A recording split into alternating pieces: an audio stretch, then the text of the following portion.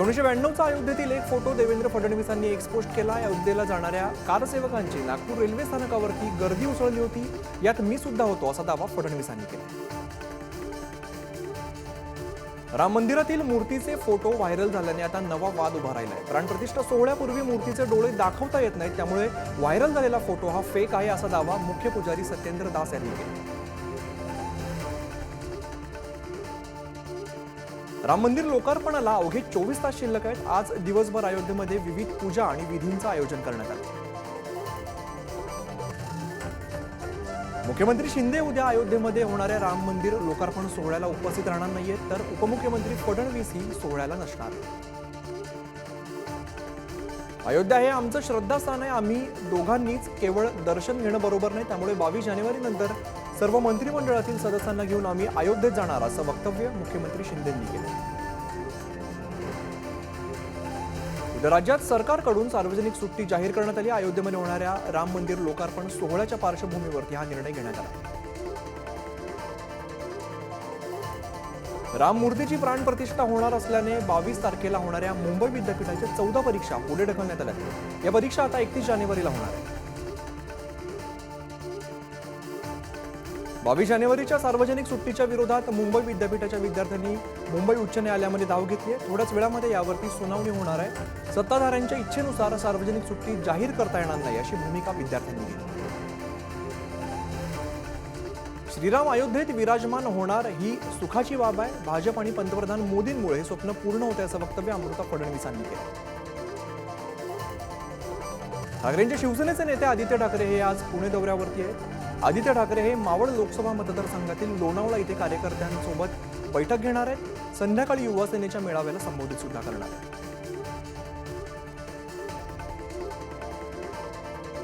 खेड तालुक्याचे आमदार दिलीप मोहिते पाटील यांचे पुतणे शैलेश मोहिते यांच्या ठाकरेंच्या शिवसेनेमध्ये पक्षप्रवेश होणार आहे। शैलेश मोहितेंच्या सोडचिठ्ठीने आमदार दिलीप मोहितेंना मोठा धक्का बसणार आहे। पुण्याच्या मावळमध्ये आदित्य ठाकरेंच्या स्वागताचे बॅनर लावण्यात आले आहेत। आमदार रोहित पाटलांचे पुतणे शैलेश मोहिते यांनी हे बॅनर लावले। ठाकरेंच्या शिवसेनेचे 23 जानेवारीला नाशिकमध्ये महाधिवेशन होत आहे। या महाधिवेशनाच्या पार्श्वभूमीवरती उद्धव ठाकरे हे उद्या नाशिकमध्ये दाखल होणार आहेत। ठाकरेंच्या शिवसेनेचे राज्यव्यापी महाधिवेशन नाशिकमध्ये होणार आहे। या अधिवेशनाच्या पार्श्वभूमीवरती ठाकरेंच्या सेनेचे नेते संजय राऊत हे आज नाशिकमध्ये आहेत। मराठा आरक्षणाच्या मागणीसाठी सुरू असलेली मनोज जरांगेंची यात्रा आज अहमदनगरच्या दिशेने रवाना झाली आहे। काल बीडच्या मातोरीमध्ये यात्रेचा मुक्काम होता। अहमदनगरच्या पाथर्डी रोडवरील बाराबाभळी इथे आज जरांगेंची जाहीर सभा होणार आहे। संध्याकाळी 8 वाजता जरांगे मराठा समाजाला संबोधित करणार आहे, तर या सभेची जय्यत तयारी सुद्धा सुरू आहे। अहमदनगर जिल्ह्यामध्ये 2 फेब्रुवारीपर्यंत प्रतिबंधात्मक आदेश लागू करण्यात आले। आज मनोज जरांगे पाटलांची पायी यात्रा अहमदनगर जिल्ह्यामध्ये प्रवेश करणार आहे, त्यामुळे हे आदेश लागू करण्यात आले। मराठा आरक्षण घेतल्याशिवाय मुंबईतून हटणार नाही असा इशारा मनोज जरांगेंनी सरकारला दिलाय, तर ही आमची शेवटची लढाई आहे असंही ते म्हणाले। 26 जानेवारीच्या आधी सरकारने मराठा आरक्षणावरती तोडगा काढावा असं मनोज जरांगेंनी म्हटलं, तर आरक्षण जाहीर केल्यास 26 जानेवारीलाच गुलाल घेऊन मुंबईत पोहोचू असंही भाष्य त्यांनी केलं। मनोज जरांगेंची मूळ भूमिका सरकारने मान्य केली आहे। मराठ्यांना कुणबी प्रमाणपत्र मिळत नव्हतं, ते आता मिळतंय असं वक्तव्य मंत्री दीपक केसरकरांनी केलं।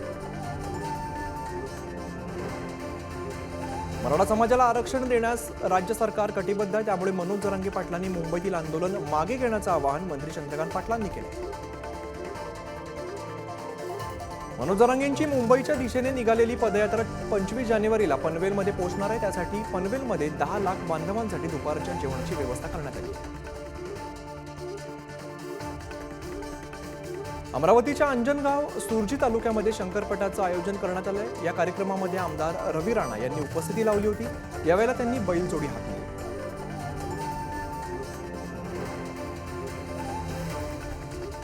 टाटा मुंबई मॅरेथॉनच्या 19व्या आवृत्तीला आज मुंबईतून सुरुवात झाली। विधानसभा अध्यक्ष राहुल नार्वेकरांनी या मॅरेथॉनला झेंडा दाखवत उद्घाटन केलं। मुंबईच्या टाटा मॅरेथॉनला मुख्यमंत्री एकनाथ शिंदेंनीही उपस्थिती लावत स्पर्धकांचा उत्साह वाढवला। यावेळेला मंत्री छगन भुजबळ, मंत्री गिरीश महाजन हे सुद्धा उपस्थित होते। मुंबई मॅरेथॉनमध्ये परभणीच्या किरण म्हात्रे याने दुसरा क्रमांक पटकावला। गेल्या 8 वर्षांपासून किरण हा मॅरेथॉन स्पर्धांमध्ये सहभाग घेतोय, तर दिल्लीत झालेल्या मॅरेथॉनमध्ये त्याने प्रथम क्रमांक सुद्धा पटकावला होता। मुंबई मॅरेथॉनवरून आदित्य ठाकरेंनी सरकारवरती टीका केली आहे। मुंबईच्या हवेची गुणवत्ता पाहून मॅरेथॉनमध्ये सहभागी होणाऱ्यांची काळजी वाटते, असं त्यांनी म्हटलं। पुण्यात भाजपच्या वतीने वॉक फॉर नेशनचं आयोजन करण्यात आलं होतं। या कार्यक्रमाला अमृता फडणवीस यांच्यासह भाजप नेते चंद्रकांत पाटील उपस्थित होते। यावेळेला अमृता फडणवीस यांनी पुण्यातील महिलांचं कौतुक केलं। सामाजिक कार्यामध्ये अमृता फडणवीस या नेहमीच पुढे असतात, तर देवेंद्र फडणवीसांचं नाव न लावता अमृता फडणवीस यांची स्वतंत्र अशी ओळख आहे, असं वक्तव्य करत चंद्रकांत पाटील यांनी त्यांचं कौतुक केलं। पुण्यातील वॉक फॉर नेशन या कार्यक्रमात ते बोलत होते। नवी मुंबईत राष्ट्रवादीचे सरचिटणीस प्रशांत पाटील आणि सिडको अधिकारी यांच्यामध्ये बैठक झाली। बैठकीत घरांना नियमित करण्यासह नयना प्रकल्पाविषयी चर्चा करण्यात आली।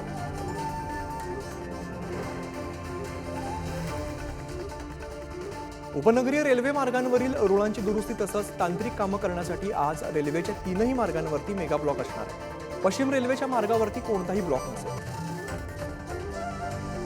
रेल्वेच्या पुणे लोणावळा विभागातील इंजिनिअरिंग आणि दुरुस्तीच्या तांत्रिक कामांकरता आज मेगा ब्लॉक असणार आहे। त्यामुळे पुणे लोणावळा दरम्यान लोकल गाड्या रद्द करण्यात आल्याची माहिती रेल्वे प्रशासनाने दिली। मुंबई महानगरात सीएनजीवर चालणाऱ्या खासगी गाड्यांच्या संख्येमध्ये गेल्या वर्षभरात 15% वाढ झाली आहे। शहरात सीएनजी वाहनांची संख्या 10 लाखांवर गेल्याची आकडेवारी समोर आली। मुंबई महापालिका आता बनावट ओळखपत्राचा गैरवापर टाळणार आहे। महापालिकेतील कर्मचाऱ्यांना QR कोड आधारित नवीन ओळखपत्राचं वितरण करण्यात येणार आहे। यासाठी 7 कोटी रुपये खर्च केले जाणार असल्याची माहिती समोर आली। कोल्हापूरच्या शिवाजी विद्यापीठाच्या हिवाळी सत्र परीक्षेला सुरुवात झाली आहे। परीक्षेला 2363 विद्यार्थी उपस्थित होते, तर 101 विद्यार्थी हे गैरहजर असल्याची माहिती विद्यापीठ प्रशासनाने दिली। वर्धा जिल्ह्यात नवोदय विद्यालयाच्या प्रवेश प्रक्रिया संपन्न झाली आहे। यावेळेला 22 परीक्षा केंद्रात 6226 विद्यार्थ्यांनी परीक्षा दिली, तर परीक्षेला 94.27% विद्यार्थ्यांची उपस्थिती होती। बेळगावात आंतरराष्ट्रीय पतंग महोत्सवाला सुरुवात करण्यात आली। या महोत्सवात विदेशी 10 जण आणि 32 भारतातील विविध राज्यातील पतंग उडवणारे तज्ज्ञ मंडळींनी यात सहभाग घेतला। दरम्यान 23 जानेवारीपर्यंत हा पतंग महोत्सव चालणार आहे। भाविकांसाठी वाशिम मार्गे 18 फेब्रुवारीला अयोध्येसाठी थेट रेल्वे गाडी सोडण्यात येणार आहे। त्यामुळे अयोध्येला जाणाऱ्या भाविकांना वाशिमवरून थेट अयोध्येला जाता येणार आहे। दरम्यान रामभक्तांनी याचा लाभ घेण्याचं आवाहन खासदार भावना गवळी यांनी केलं। भिवंडी शहरात 22 जानेवारीला मांस विक्रीची दुकानं बंद ठेवण्यात येणार आहेत। राम मंदिर प्राणप्रतिष्ठा सोहळ्याच्या पार्श्वभूमीवरती हा निर्णय घेण्यात आला। अंबरनाथ शिवसेना शहर प्रमुख अरविंद वाळेकर यांच्या वतीने शिवाजी चौकात भव्य अशी 70 फूट राम मंदिराची प्रतिकृती साकारण्यात आली। यावेळेला राम मंदिरात महाआरती करत 500 किलो लाडूचा महाप्रसाद वाटण्यात आला।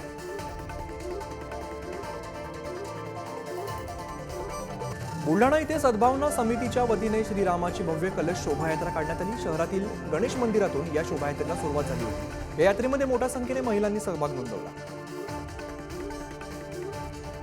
राम मंदिर प्राणप्रतिष्ठा सोहळ्यानिमित्त धुळ्यामध्ये बाईक रॅली काढण्यात आली। या बाईक रॅलीमध्ये खासदार सुभाष भामरे, भाजप धुळे शहर प्रमुख अनुप अग्रवाल, आविष्कार भुसे यांनी सुद्धा सहभाग घेतला।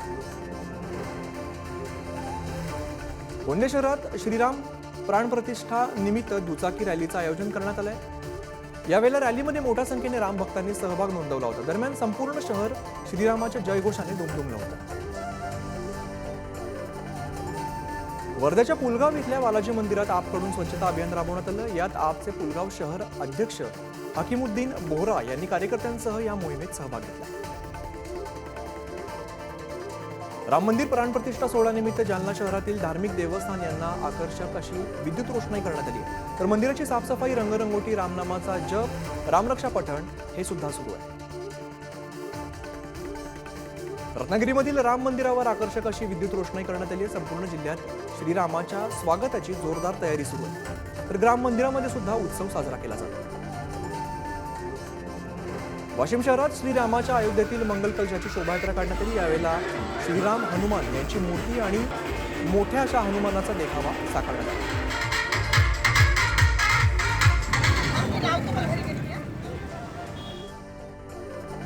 नंदुरबार शहरात डॉक्टर काणे गर्ल्स हायस्कूलच्या वतीने रामरथाची मिरवणूक काढण्यात आली। यावेळेला विद्यार्थ्यांनी राम, सीता आणि लक्ष्मण यांचे पोशाख परिधान केले होते, तर लेझिमीच्या तालावरती विद्यार्थिनींनी नृत्य करत शहरवासियांचं लक्ष वेधलं। नंदुरबार शहरातील श्रॉफ हायस्कूलमध्ये 700 विद्यार्थ्यांनी रामरक्षा स्तोत्राचं पठण केलं। यावेळेला संस्कृत भाषा अभ्यासक योगेश शास्त्री यांनी सुद्धा स्तोत्र म्हटलं। पुण्याच्या नारायण पेठेतील रमणबाग प्रशालेमध्ये प्रभू श्रीरामाची 100 फूट भव्य रांगोळी साकारण्यात आली। यासाठी 60 कलाकारांनी 40 तासांमध्ये रांगोळी साकारत जय श्रीरामाचा जयघोष केला। कोल्हापुरात रामलल्ला मूर्तीच्या प्राणप्रतिष्ठा सोहळ्यानिमित्त गोरगरीब मुलांना कपड्यांचं वाटप करण्यात आलं। कोल्हापुरातील हॉटेल व्हीनस आणि हॉटेल कोल्हापुरी दरबार मित्र परिवाराच्या वतीने हे वाटप करण्यात आलं। अयोध्येमध्ये होणाऱ्या रामलल्लाच्या प्राणप्रतिष्ठा सोहळ्यानिमित्त राज्यात शासकीय सुट्टी जाहीर करण्यात आली आहे। त्यामुळे सोमवारी छत्रपती संभाजीनगरच्या घाटी रुग्णालयातील ओपीडी बंद असणार आहे। गोंदियामध्ये शिवराज्याभिषेकाच्या 350व्या वर्षानिमित्त जाणता राजा महानाट्याचं आयोजन करण्यात आलंय। 21 ते 23 जानेवारी दरम्यान हे आयोजन असणार आहे। संध्याकाळी 6 ते 9 या वेळेला हे नाटक पाहता येणार आहे। बुलढाण्यात शर्वरी रविकांत तुपकर यांच्यासह 500 पेक्षा अधिक कार्यकर्त्यांवरती गुन्हे दाखल करण्यात आले। या कारवाईवरून रविकांत तुपकरांनी सरकारवर टीका केली। राज्यात गेल्या 2 महिन्यांपासून सुरू असलेल्या अंगणवाडी कर्मचाऱ्यांच्या संपाला महाराष्ट्र कामगार कर्मचारी संघटनेने पाठिंबा दिलाय। अंगणवाडी कर्मचाऱ्यांच्या समर्थनार्थ 29 जानेवारीला मुंबईतील आझाद मैदानावरती आंदोलन करण्याचा इशारा सुद्धा दिला। गत वर्षीच्या तुलनेत यंदा देशातील 25 लाख टन साखरेचं उत्पादन घटणार आहे। यावर्षी महाराष्ट्रात 95 लाखांपेक्षा जास्त साखर उत्पादन शक्य असल्याचा अंदाज व्यक्त केला जातोय, तर गत वर्षीच्या तुलनेत राज्यात 10 लाख टन साखर उत्पादन घटणार असल्याचा अंदाज आहे। बुलढाण्याच्या टुनकी गावामध्ये एका घराला आग लागल्याची घटना घडली। यामध्ये घरात ठेवलेलं शेतकऱ्याचं धान्य जळून खाक झालं, त्यामुळे शेतकऱ्यांचं यात मोठं नुकसान झालं। वर्ध्यामध्ये उपप्रादेशिक परिवहन अधिकारी कार्यालयाच्या वतीने अभिनव असा उपक्रम राबवण्यात आला। यामध्ये हेल्मेट घालणाऱ्या वाहन चालकांना गुलाब देऊन स्वागत करण्यात आले, तर विना हेल्मेट धारकांवरती दंडात्मक कारवाई करण्यात आली। हिंगोलीच्या जिल्हा सामान्य रुग्णालयात 0 ते 18 वयोगटातील बालकांवरती महागड्या शस्त्रक्रिया उपलब्ध करण्यात आल्या। त्यामुळे अनेक चिमुकल्यांसाठी हा विभाग संजीवनी ठरतो। मालेगाव शहराला पाणी पुरवठा करणारी पाईपलाईन फुटून मोठ्या प्रमाणात पाण्याची नासाडी होते। वारंवार पाईपलाईन फुटत असल्यामुळे संघर्ष समितीने आक्रमक पवित्रा घेत दुरुस्तीची मागणी केली। वाशिम शहरात छत्रपती शिवरायांचा अश्वारूढ 23 जानेवारीला अकोला नाक्यावरती पुतळ्याची पायाभरणी होणार आहे। 19 फेब्रुवारीला शिवजयंतीच्या मुहूर्तावरती पुतळ्याचं लोकार्पण करण्यात येणार आहे। पुण्यातील गोखले राज्यशास्त्र आणि अर्थशास्त्र संस्थेमध्ये आयोजित पुणे पब्लिक पॉलिसी फेस्टिवलचा समारोप करण्यात आला आहे। या समारोपीय कार्यक्रमात केंद्रीय गृहनिर्माण आणि पेट्रोलियम मंत्री हरदीप सिंग पुरी यांची उपस्थिती होती। राज्यात ऑलिम्पिक भवनाचं 3 फेब्रुवारीला भूमिपूजन होणार असल्याची माहिती राज्याचे क्रीडा मंत्री संजय बनसोडेंनी दिली आहे। मिशन लक्षवेधच्या माध्यमातून 12 खेळांवरती लक्ष केंद्रित करून ऑलिम्पिक वीर तयार करणार असल्याचे त्यांनी सांगितले। अमरावती ते सातारा दरम्यान अनारक्षित विशेष गाडी चालवण्याचा निर्णय रेल्वे विभागाने घेतलाय। प्रवाशांची अतिरिक्त गर्दी कमी करण्यासाठी रेल्वे विभागाने निर्णय घेतला। नंदुरबार बस आगाराला 24 नवीन बसेस मिळणार आहेत। यातील 10 बसेस प्रवाशांच्या सेवेत दाखल झाल्या असून बस स्थानकामध्ये मोठ्या उत्साहात लोकार्पण सोहळा साजरा करण्यात आला। वर्धा बस स्थानक परिसरामध्ये पोलिसांनी मॉकड्रिल घेतलाय। एखादी अनुचित घटना घडल्यास याचा सामना करण्याच्या अनुषंगाने हे मॉकड्रिल घेण्यात आले। भंडाराच्या चुल्हाडमध्ये दुर्मिळ उदमांजर आढळल्याची घटना घडली। यावेळेला वनविभागाच्या पथकाने घटनास्थळी पोहोचत दुर्मिळ उदमांजराचा रेस्क्यू केलाय। दरम्यान नैसर्गिक अधिवासात सोडण्यात आला। सांगलीच्या मिरजेमध्ये 2 दुचाकींची समोरासमोर धडक झाल्याने अपघात झाला। या अपघातामध्ये एकाचा जागीच मृत्यू झालाय। ही संपूर्ण घटना सीसीटीव्हीत कैद झाली। पुण्याकडून नागपूरकडे जाणाऱ्या एका खासगी बसची डिझेल टाकी फुटल्याची घटना घडली। सुदैवाने बसमधील प्रवाशांना वेळीच बसमधून उतरवल्याने मोठा अनर्थ टळलाय।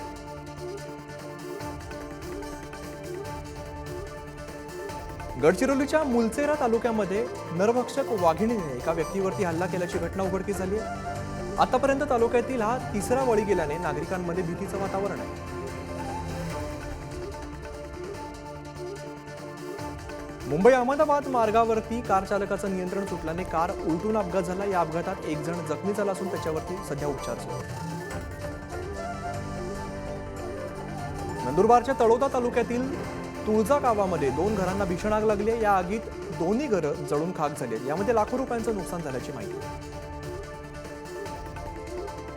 आम आदमी पक्षाचे नेते माजी खासदार डॉक्टर अशोक तंवर यांनी भाजपमध्ये प्रवेश केलाय। आपच्या हरियाणा राज्य निवडणूक प्रचार समितीच्या अध्यक्षपदाची जबाबदारी त्यांच्याकडे होती। त्यांच्या भाजप प्रवेशाने आपला धक्का बसला।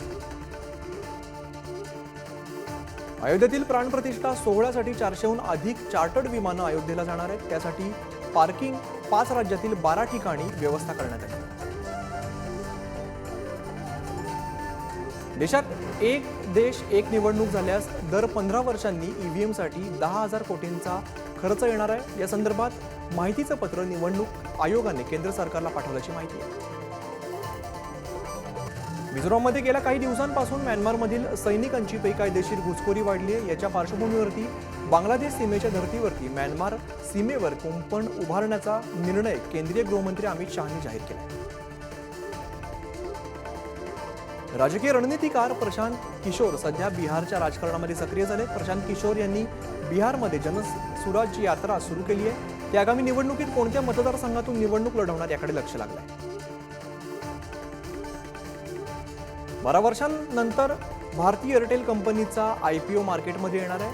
सरकारी मालकीची कंपनी टेलिकॉम कन्सल्टंटची भारती हेक्सकॉममध्ये 30% भागीदारी आहे, तर भारती एअरटेलकडे भारती हेक्सकॉमचा उर्वरित 70% हिस्सा आहे।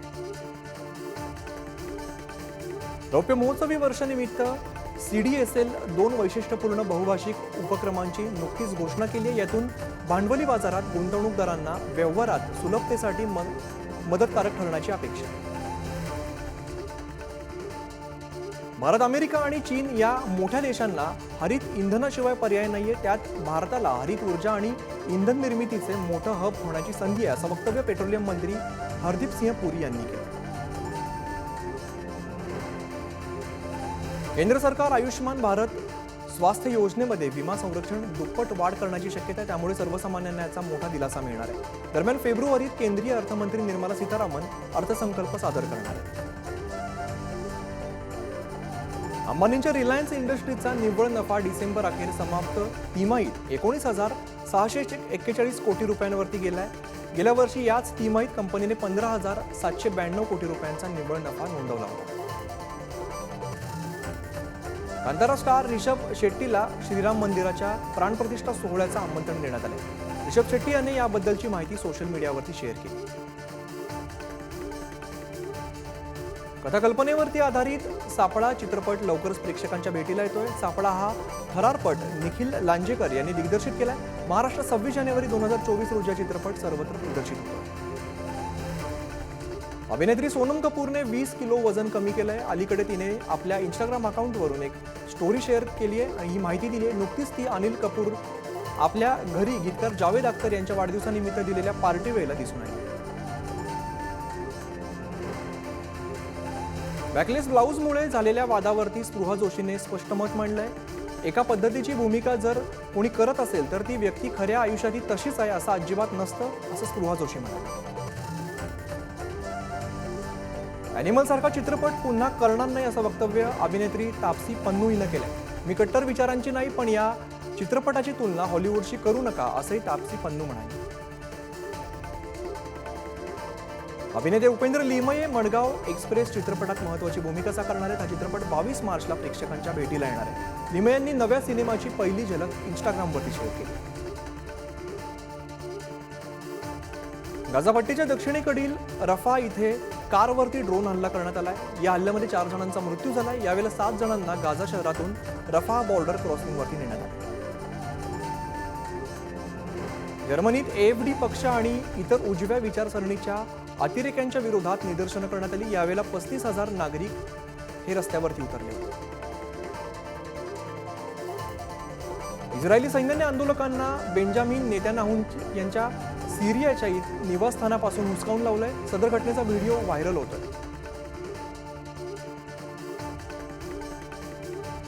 तुर्कीचे राष्ट्राध्यक्ष रेसेप तय्यप यांनी इटलीच्या पंतप्रधान यांचे जॉर्जिया मेलोनी यांचं स्वागत केलंय। मेलोनी यांनी इस्तांबूलमधील अध्यक्षीय निवासस्थानी एर्दोगन यांच्याशी चर्चा केली। हमासच्या कैदेत असलेल्या पोलिसांच्या सुटकेसाठी इस्रायली सरकारने कारवाई करावी या मागणीसाठी तेल अविवमध्ये हजारो लोकांकडून रॅली काढण्यात आली। भारताने अंडर-19 वर्ल्ड कप विजयाचा श्रीगणेशा केलाय।